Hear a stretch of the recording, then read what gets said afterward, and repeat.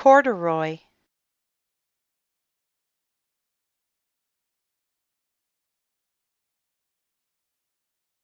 Corduroy. Story and pictures by Don Freeman.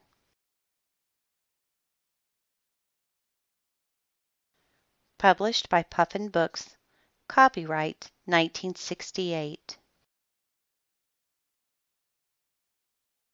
Corduroy is a bear who once lived in the toy department of a big store. Day after day, he waited with all the other animals and dolls for somebody to come along and take him home. The store was always filled with shoppers buying all sorts of things, but no one ever seemed to want a small bear in green overalls. Then one morning a little girl stopped and looked straight into Corduroy's bright eyes. "Oh, Mommy," she said, "look! There's the very bear I've always wanted." "Not today, dear," her mother sighed. "I've spent too much already. Besides, he doesn't look new. He's lost the button to one of his shoulder straps." Corduroy watched them sadly as they walked away.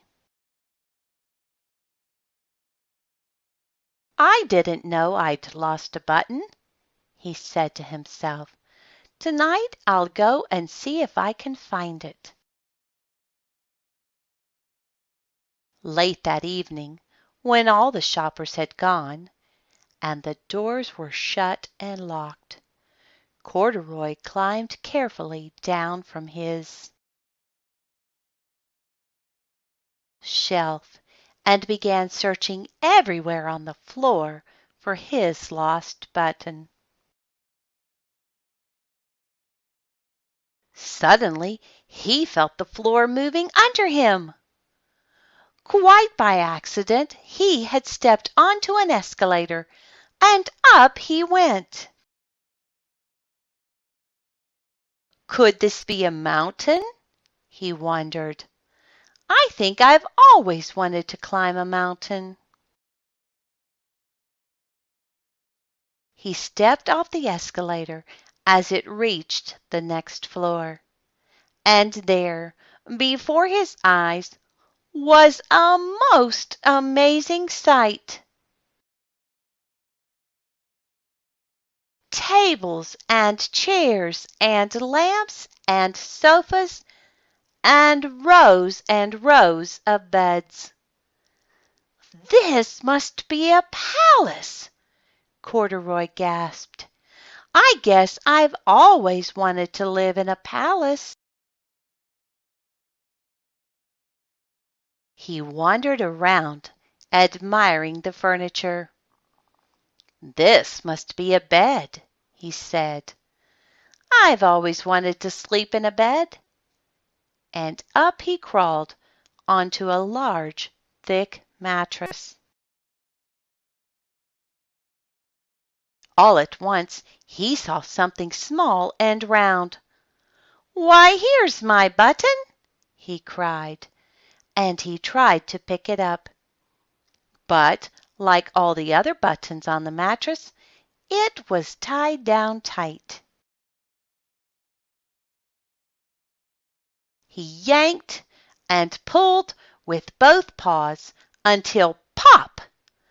Off came the button, and off the mattress Corduroy toppled. Bang! Into a tall floor lamp. Over it fell with a crash. Corduroy didn't know it, but there was someone else awake in the store. The night watchman was going his rounds on the floor above. When he heard the crash, he came dashing down the escalator. "Now who in the world did that?" he exclaimed. "Somebody must be hiding around here."